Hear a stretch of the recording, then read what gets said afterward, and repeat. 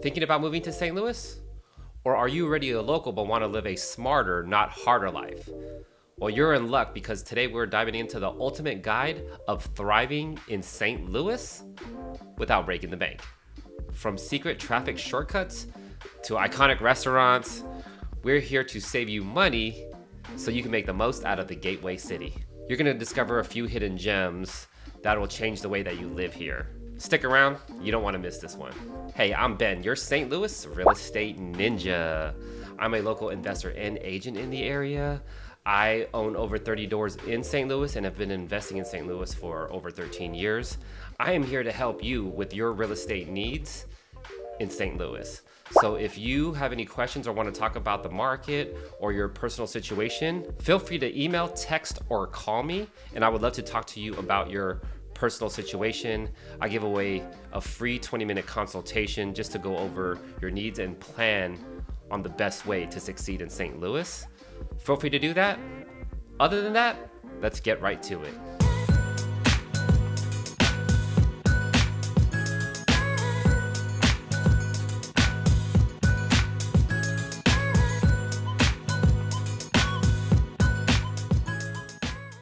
Cost of living hacks. So St. Louis is one of the more affordable big metros in America. So just by default, you are going to be saving a lot more money than being in a big metro. I'm originally from California, one of the most expensive places in the nation. Everything is more expensive as far as housing, gas, taxes.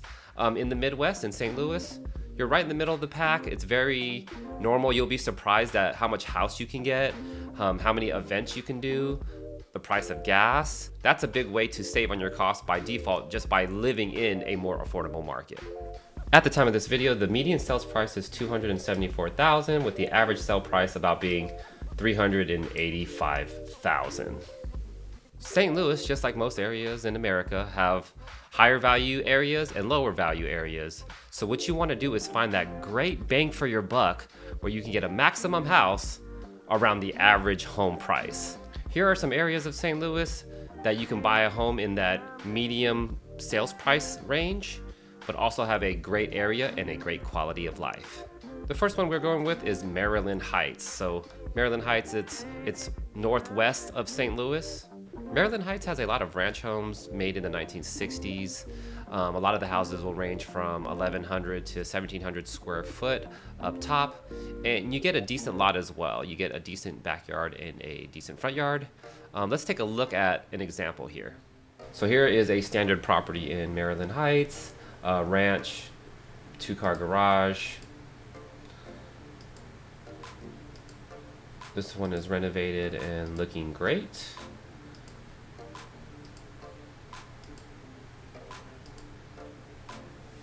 That one is for $383,000. Next, we are going with Princeton Heights. Princeton Heights is a great location just south of the historic hill in the city. What you want to be is around Hampton Avenue. Hampton Avenue is one of the best locations in St. Louis, where it is close to Forest Park downtown. It's a very good central location. A lot of the homes here will be brick on the outside, 100 years old or so, with that St. Louis historic charm. Princeton Heights is also next to St. Louis Hills, which is different than The Hill. It is where the iconic Ted Drewes is at. You have to stop in to get that if you ever are in St. Louis. But let's take a look at one house. So we have these cute brick homes. Some call them gingerbread homes, but they're super charming.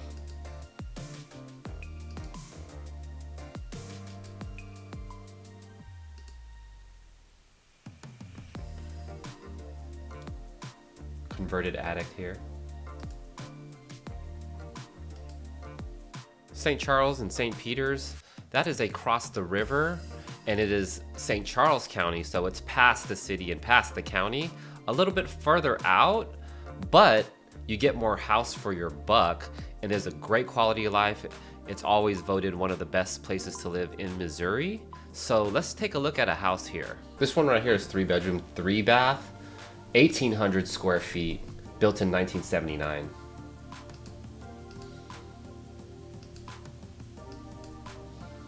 Updated the floors here, nice baseboards. Dining room, Kitchen updated. All this for $350,000. Florissant is in North County, and there are a lot of ranch homes as well. A lot of them are built in the 60s and 70s. You could probably find 1,200 to 1,700 square feet, bigger lots as well. Let's take a look at an example here. This ranch right here is 1,600 square feet, 4-bedroom, 2-bath, only $250,000.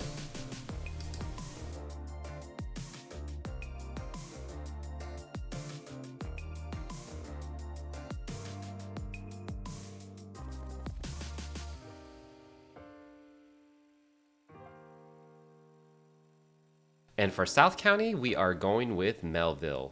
So Mehlville has a lot of homes also in that normal average price range. Good location, not too far from the city or West County. It is a great area for families, seniors, and anybody that wants a little bit more peace and quiet. This one right here is $350,000, 3-bedroom, 3-bath, 1,600 square feet.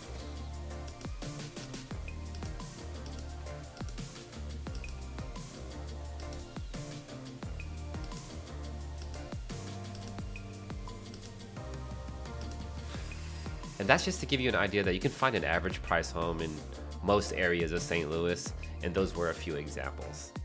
I wanted to let you know about a certain tax credit out there. It is for seniors or certain disabled individuals where they can get a credit on their taxes and not have to pay any property taxes or have most of it offset by the tax credit. The credit is for a maximum of $750 for renters or $1,100 for owners. It doesn't apply to everybody, but for certain people, that helps a lot. So I just wanted to throw that tip out there. Another way to save money on your house is to buy energy efficient products. The electrical utility company in St. Louis is Ameren, and they have programs where if you buy newer appliances or products, then they will give you money back and give you a refund.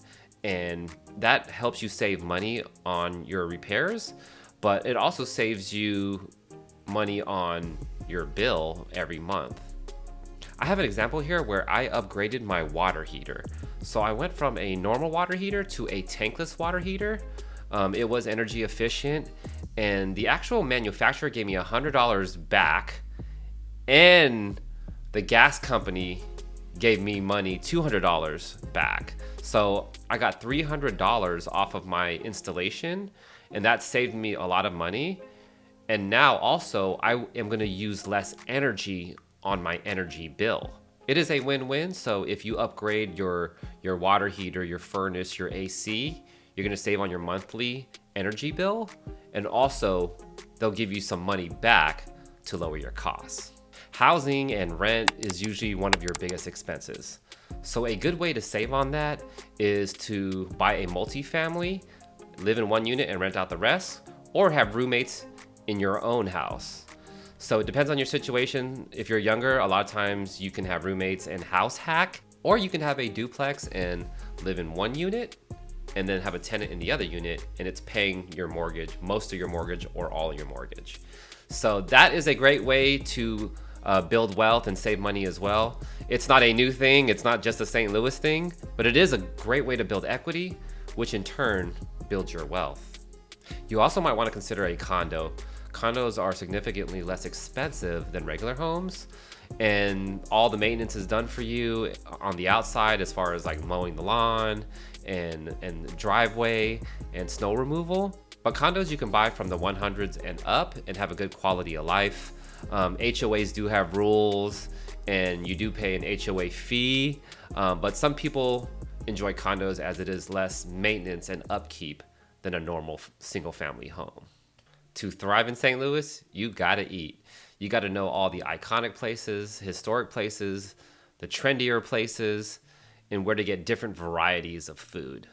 First of all, you gotta know about the dishes that are truly unique to St. Louis. That starts with St. Louis style pizza. Imo's is a thin crust pizza with tons of Provel cheese. It has these small squares, and Imo's is everywhere. You're gonna be around it at a business luncheon, house party, whatever it is. At some point, you're gonna have Imo's.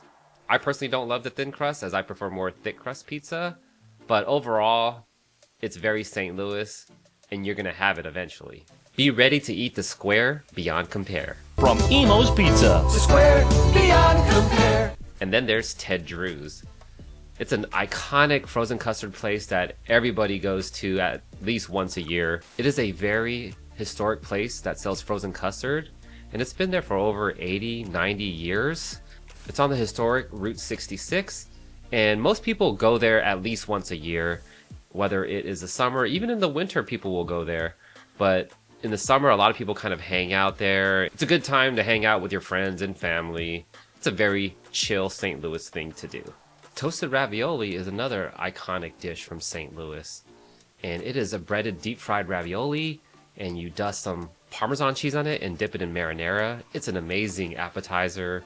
It is unlike anything that you've ever tasted before, and you can get a lot of those toasted ravioli on the Hill. The Hill is like Little Italy of St. Louis, so whenever I go to the Hill, I get toasted ravioli almost every time. And then there's gooey butter cake. And this is a sweet, buttery, and dense cake. It's similar to a brownie where you cut in pieces, kind of like a dense brownie. And you usually eat it like a coffee cake. You don't eat it as a normal dessert cake. They sprinkled some powdered sugar on top and you're good to go. A lot of the local supermarkets will have gooey butter cake, or you can go to a small mom and pop bakery as well. Those are the famous St. Louis dishes. But where can you go to find the best cuisines in town? Let's go to a few areas where there are clusters of restaurants so you can find what you're looking for. Two places that I think have great restaurants and there's a great energy about them is the Loop and the Grove. These are great strips with a lot of different bars, restaurants, and things to do, and there is a lot of great energy and vibrant, and these are just really cool, hip places to be at. If you like Italian food, the Hill is historic and there's tons of great Italian restaurants there. If you love Mexican food, you definitely got to check out Cherokee, and that's a strip where there are a lot of Mexican businesses and restaurants. My recommendation is El Tortito, and that is a grocery store with a taco stand in the front. I eat there quite frequently. Tacos are my favorite food. So definitely check that out if you can. For Asian food, you gotta be around U City and Olive Boulevard. So the Del Mar Loop is in University City, but on Olive Boulevard, there are a lot of Chinese and Taiwanese restaurants. And as you go down Olive all the way to Creve Coeur, there are Korean restaurants and Thai restaurants. Down that whole street, there are a lot of great Asian options as well. It can get pretty far to go from Creve Coeur all the way to U City, but it's definitely worth it if you like Asian food. I'd like to also mention the City Foundry. It's an indoor food court that you definitely got to check out. It's a great place to hang out. The vibe there is incredible. I really like it to hang out and have a drink.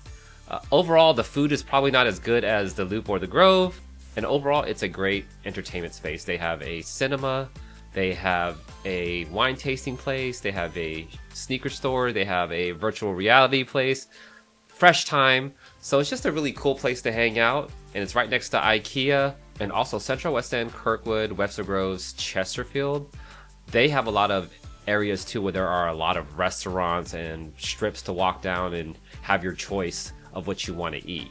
We did go over some famous dishes from St. Louis. Now I want to go over some famous restaurants that you need to check out. So for barbecue, the most famous place is Pappy's, and that's near the Fox Theater in the city, near downtown. At Pappy's, you got to try the ribs and the brisket, and they also own Bogart's in Soulard. So those two places are the best for barbecue, in my opinion. There's also Gus's Pretzels near the Anheuser-Busch Brewery, and they've been hand-twisting pretzels for over 100 years as well. You definitely got to try that out. Sometimes they put too much salt on it, so it gets real salty, but the pretzels are very thick, and you definitely got to check those out. And now we go into the hidden gem Balkan Tree Box in Webster Groves. So this is an award-winning restaurant. They've been nominated for the James Beard Award many times. They get a lot of accolades in Food and Wine, Sauce Magazine, Food Network, and more. They do these stuffed Turkish pied breads, and it's very interesting and unique. These treats that look like flatbread really pack a flavor, so you definitely want to try it out. Not everybody knows about it in St. Louis yet, but they do have lines going out the street sometimes, so just be aware of that. If you are a hardcore foodie, you might want to check out Sauce Magazine. It keeps you up to date on all the grand openings, new trendy places that are popping up, and all the hip food that's out there in St. Louis. We can't go over every restaurant in St. Louis as there are so many, but seek and you shall eat. Your commute and traffic actually has a lot to do with your happiness and stress levels on an everyday basis. I'm originally from California, and a lot of people that I know have to drive an hour in and an hour out, and every day it just takes a toll, and it's pretty stressful, and road rage and stop and go. It's not fun for your mental health. Luckily, St. Louis is a place that doesn't have the worst traffic in the world. According to Metro Magazine, St. Louis was in the top 10 as far as traffic commute. A part of the reason is because there are multiple highways, and some of the highways loop around in a circle. So the normal rush hour in St. Louis is 7 to 9 a.m., and in the evenings 3 to 6 p.m. So if you can travel before or after those hours, then you're going to be in a better position to avoid traffic. One of the worst highways for traffic during rush hour is Interstate 64. Interstate 64 is also called Highway 40. So people might say 40 or 40, and then there's 64. It's the same thing. Basically, it was called Highway 40 for a long time, and when they built it out to an interstate, then it's 64. So if you see those two together, just know that they are the same. Also, 270 north and south can be very packed during rush hour as well. So try to avoid that if you can. A traffic tip for you is to use 44. In general, 44 has less traffic than 64, 40, and 270. 44 does merge with 270, and anytime you go on a different highway, there can be some traffic getting on and merging onto a different highway. So just be careful on that too. Being in bad traffic is my kryptonite, so I actually think about, yeah, I want to go home at this time, or I want to go this route so I can avoid traffic. You might want to consider going the inside route to get home, or going the inside route and then hopping on the highway at a less bottleneck location. I just want to warn you that St. Louis drivers tend to be slower than other big areas. I travel to a lot of different cities, and most of the time the driving is a lot faster than St. Louis.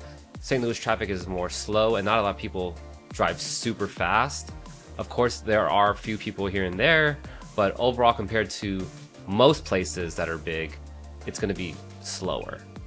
Think about when peak time is and see if you can adjust your schedule. In my normal workday, I usually like to get out the house around 10 o'clock, and that helps me avoid the morning traffic. I might go property manage and do a few errands, but I always try to leave before 2 so I can get back to my house before the real rush hits. So if you stay to eat or run errands or work out, then your commute home will be a lot less stressful. Also about parking, the good thing about St. Louis is there's always tons of parking, and it's not super cramped and tight, and you gotta pay metered parking for everything. I'm sure most of you watching this have been to big cities, and it's really hard to find parking. If you pay for parking, it can cost $20, $30, and that really adds up. But in St. Louis, there's not a lot of places to pay for parking. A lot of the meters are in downtown, and they don't cost an arm and a leg. It costs a couple of dollars per hour, not 20 or 30 like a normal big city would. And if you go on Sunday, the parking is free. Most of the times we'll do our downtown stuff on Sundays just so we have more parking and it's free. City Museum is a good example. I take my kids to the City Museum. It's awesome. We have a membership, but the parking is free on Sunday, so it's very easy to get in and out without paying an arm and a leg. There it is, 3 big things that'll help you thrive in St. Louis. Once again, I'm Ben. If you want a free 20-minute consultation one-on-one with me, feel free to text, email, or call me, and we can schedule and talk about your goals. I also have another video here about some unknown things that you might not know about St. Louis and should be warned about. So please check that out if you can. I think it'll give you a lot of value. Other than that, I'll see you on the next one.